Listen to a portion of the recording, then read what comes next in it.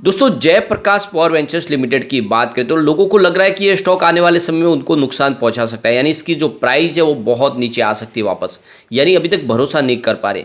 तो आज इस वीडियो के माध्यम से हम जयप्रकाश पावर वेंचर्स लिमिटेड की सेहत को देखेंगे, इसकी परफॉर्मेंस कैसी रह सकती है आगे और इसकी कितनी मजबूती है कंपनी के अंदर। क्या वाकई में कंपनी आने वाले समय में कुछ मजबूती के साथ आगे बढ़ सकती है या फिर इसके अंदर वापस गिरावट होगी, क्योंकि 2-3 साल पहले इसकी प्राइस 1 रुपये से भी नीचे थे, यानी 50 पैसे के आसपास स्टॉक था और इसीलिए लोगों को लग रहा है कि ये स्टॉक आने वाले समय फिर से कहीं 50 पैसे या 1 रुपये का ना हो जाए, या फिर इसके अंदर वो संभावना है कि आने वाले समय 3 डिजिट में चला जाए, जैसा कि ये 2008 के पहले था जब ये 140 के ऊपर ट्रेड किया करता था। तो इन्हीं को लेकर इस वीडियो के माध्यम से उन सारी संभावनाओं को तलाशेंगे। यहाँ पे जो प्रमोटर होल्डिंग है उसमें जेपी पावर के अंदर देखें तो जो प्रमोटर की होल्डिंग काफ़ी कम है, लेकिन उसके अंदर अगर आप देखें तो कुछ और अंदर दूसरे माध्यम से भी देखें तो जेपी ग्रुप के अंदर होल्डिंग जरूर बढ़ी हुई है। तो इन सारी बातों को समझेंगे इस वीडियो के माध्यम से। लेकिन फ्रेंड उससे पहले अगर आप पहली बार हमारे चैनल पे आए तो चैनल को सब्सक्राइब कर दीजिए, एक बेल आइकॉन दबा दीजिए ताकि जब भी नया वीडियो बने पहला नोटिफिकेशन आपको मिले। वीडियो पसंद आए तो लाइक से जरूर कीजिए। चलो फ्रेंड्स वीडियो स्टार्ट करते हैं। मैं हूँ आपका दोस्त SB दवे और हमारे अपने चैनल ऑनलाइन कमाई में आपका बहुत बहुत स्वागत है। सबसे पहले फ्राइडे के कारोबार की बात करें तो स्टॉक की क्लोजिंग 10.25 पर रही, जहाँ पे 1.44% की गिरावट देखने को मिली।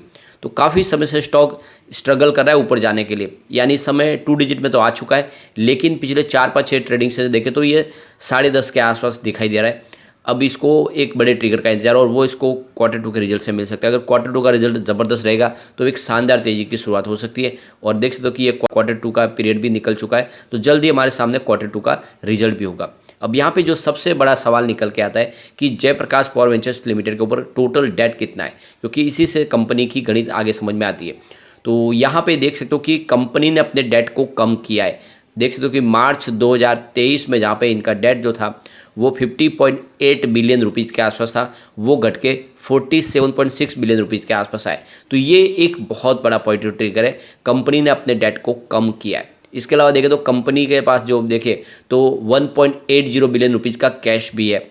तो उसको अगर कैश को यहाँ पे लेस कर दे तो जो टोटल कंपनी का डेट निकल के आएगा वो 45.8 बिलियन रुपीज़ के आसपास है, यानी कंपनी की सेहत इस मामले में देखें तो कुछ आपको सुधरती हुई दिखाई देगी।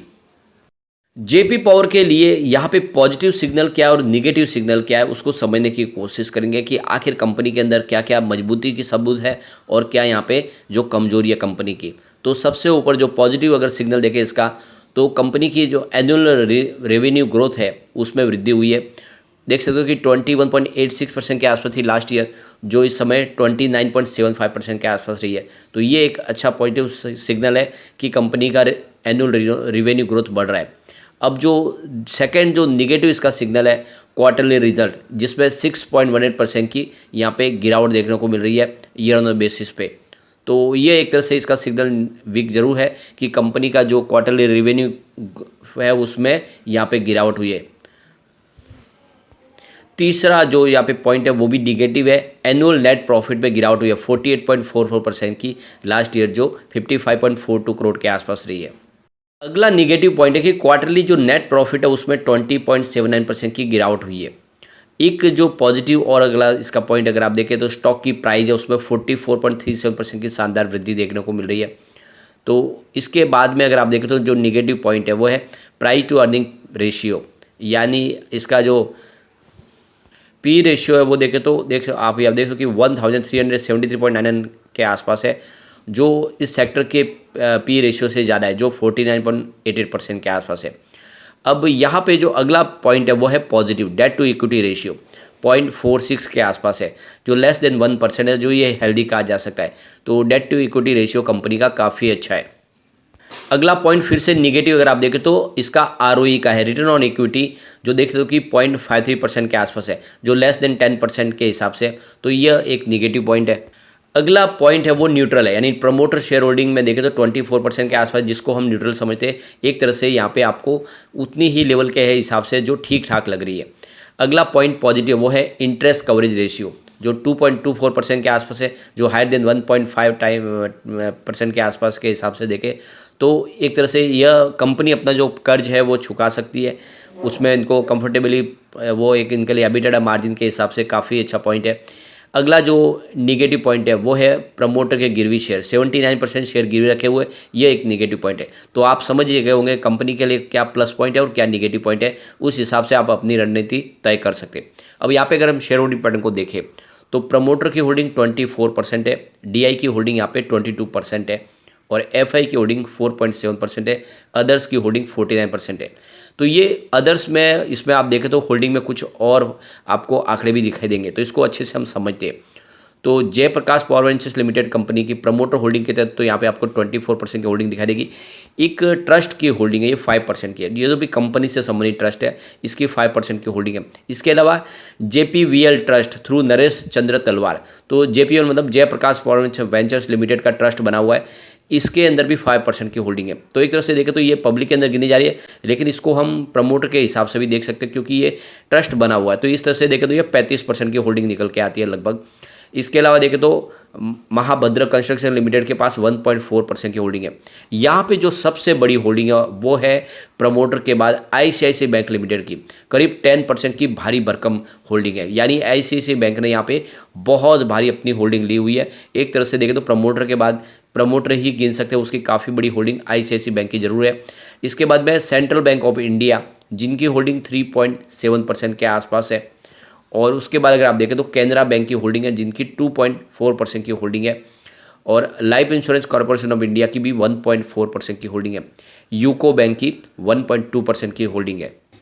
तो ये 20% की जो होल्डिंग है ये आप देख सकते हो, इसमें अलग अलग बैंक है और एलआईसी है। तो ये आप समझिए जनरल पब्लिक के होल्डिंग में सारी जनरल पब्लिक के पास शेयर नहीं है, बल्कि ये 20% की जो होल्डिंग है वो बैंकों की है और 10% की होल्डिंग है वो ट्रस्ट की है। तो ये 20 और 10 से जोड़ दिया तो 30% हो जाता है। तो आप ये समझ ही सकते हो कि जनरल पब्लिक के पास जितने शेयर दिखाई दे उतने शेयर है नहीं है एक्चुअल में। तो यहाँ पे आप इसको अच्छे से समझ पाएंगे, जो 50% है इसमें से 30% के जो शेयर है वो तो आप देख सकते हो कि बैंकों के पास और यहाँ पे ट्रस्ट के पास है। तो जनरल पब्लिक के पास जो इस समय जेपी पावर के शेयर है वो 20% के आसपास है, उससे कम है, उससे ज़्यादा नहीं है। इस बात का आपको खास ध्यान रखना है। अब यहाँ पे अगर हम इसके एफआई के निवेश को देखें तो लगातार बहुत तेज़ी से बढ़ा है। जून 2021 के अंदर जो उनका निवेश था वो लगभग 1% के आसपास था। अब वो लगातार बढ़ते हुए आप देख सकते हो कि उसको 5% तक पहुंचा है, काफ़ी शानदार, जून 2023 में। यानी पिछले 2 साल में एफआई ने बहुत भारी निवेश किया है जेपी पावर में और लगातार वो अपना इन्वेस्टमेंट बढ़ा रहे हैं। तो एक बहुत बड़ा शुभ संकेत है, क्योंकि देख सकते हो कि एफआई बाजार की नब्ज को से पहचानते हैं, उनको पता है कि कौन से स्टॉक में दाव लगाना चाहिए। तो अगर उनकी राडार पे जेपी पावर है तो ये वाकई में स्टॉक कमाल कर सकता है। जिस तरह से एफआई जम के खरीदारी कर रहे हैं, पिछले कई क्वार्टर से देख रहे हैं कि लगातार उनकी होल्डिंग बढ़ी है। ये बात अलग है मार्च के मुकाबले जून में उनकी होल्डिंग कुछ कम हुई है, तो वैसे उन्होंने बाजार से अपना निवेश काफ़ी कम भी किया है। ऐसे में यहाँ पे थोड़ी सी होल्डिंग कम होती हुई दिखाई देगी, लेकिन पिछले क्वार्टर के मुकाबले में देखें तो होल्डिंग बहुत ज़बरदस्त बढ़ी है। और एक और अच्छी जो खबर है जेपी पावर के लिए वो है कोल डिमांड बढ़ रही है, 1.5% की वृद्धि हुई है फर्स्ट हाफ के अंदर 2023 के। यानी करीब देख दो कि जो टोटल 4.7 बिलियन टन्स के आसपास की रिक्वायरमेंट है इस समय कोल की, और जिस तरह से कोल डिमांड बढ़ रही है उसका बेनिफिट देखने को मिलेगा यहाँ पे सीधा का सीधा जेपी पावर को। इसके अलावा देखें तो जो इलेक्ट्रिसिटी कंजम्पशन है उसमें 8.4% की वृद्धि देखने को मिल रही है जुलाई के दौरान, यानी 139 बिलियन यूनिट की यहाँ पे रिक्वायरमेंट है। तो जिस तरह से इलेक्ट्रिसिटी कंजम्पशन बढ़ रहा है, कोल डिमांड बढ़ रही है, इसका फायदा जेपी पावर को होगा। ऐसे में लॉन्ग टर्म इन्वेस्टर इसमें निवेश कर सकते हैं। तो आप देख ही सकते हो कि इसमें क्या क्या निगेटिव पॉइंट है आपके सामने है और प्लस पॉइंट भी क्या सामने है। वैसे स्टॉक की प्राइस बहुत नीचे, ऐसे में अगर आप लॉन्ग टर्म का नजरिया लेकर निवेश करते हैं, कम से कम 2030 तक के लिए एक गोल्डन पीरियड है इस समय थर्मल बेस्ड पावर प्लांट के लिए, तो आप इन्वेस्टमेंट कर सकते हैं कम से कम लॉन्ग टर्म का नजरिया लेके। लेकिन फ्रेंड, कोई भी इन्वेस्टमेंट करने से पहले अपने फाइनेंशियल एडवाइजर से बड़े ले ले या अपना खुद का रिसर्च करें, क्योंकि मैंने वीडियो आपके एजुकेशनल पर्पज के लिए ही बनाया। वीडियो पसंद आए तो लाइक शेयर जो कीजिए और चैनल को सब्सक्राइब कर दीजिए। Thank you.